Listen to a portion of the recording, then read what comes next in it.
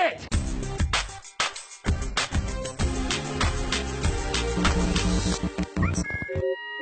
Deadpool has the ability to regenerate his limbs. Us normals, unfortunately, can't accomplish the same superheroics with our mere mortal bodies, at least not to the same degree that our favorite merc with a mouth does.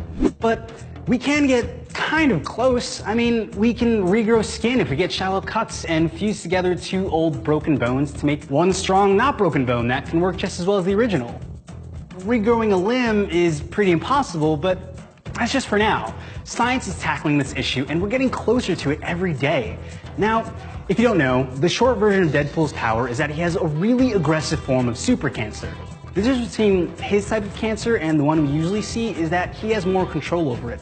Or more scientifically, he has the ability to control his oncogenes and tumor suppressor genes. If you don't know what those are, oncogenes cause cell division, and they're an integral part of the healing process.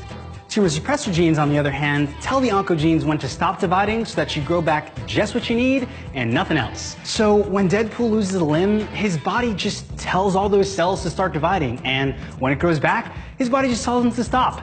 Boom, new limb. Now, getting back to real life, the most Deadpool-like animal in existence is called Yaxolotl. It's a salamander, and it has a really weird name, but it uses oncogenes and tumor suppressor genes in the exact same way Deadpool does.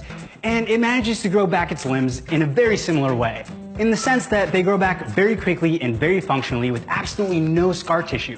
It's just a perfect copy of the limb. And even better, scientists are hopeful that with enough experimentation, they can figure out how to copy this attribute over to human beings. And truthfully, it seems somewhat promising. If you go back far enough, human beings and axolotl actually share an ancestor with the salamander. But before we get too excited, our DNA has changed so much from where we began that the code has become increasingly hard to crack.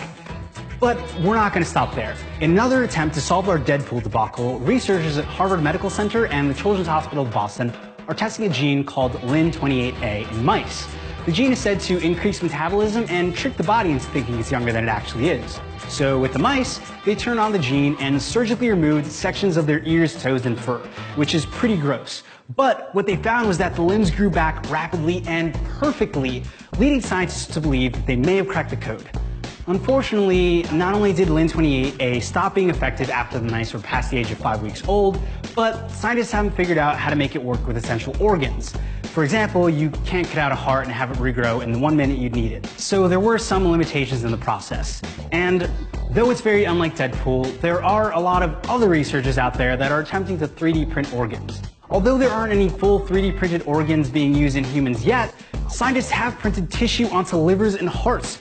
Because if we can't regrow limbs from inside our own body, modern medicine will still try to regrow them from your cells just outside of your body. We still have a long way to go before humans can start chopping off their own hands to spite their coworkers. But we're beginning to hone in on how to make these dreams a reality.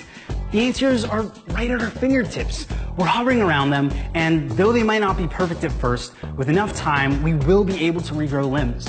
Whether that be through an intentional gene mutation like Deadpool, or through the use of 3D printed limbs. We're gonna get there. It just takes time.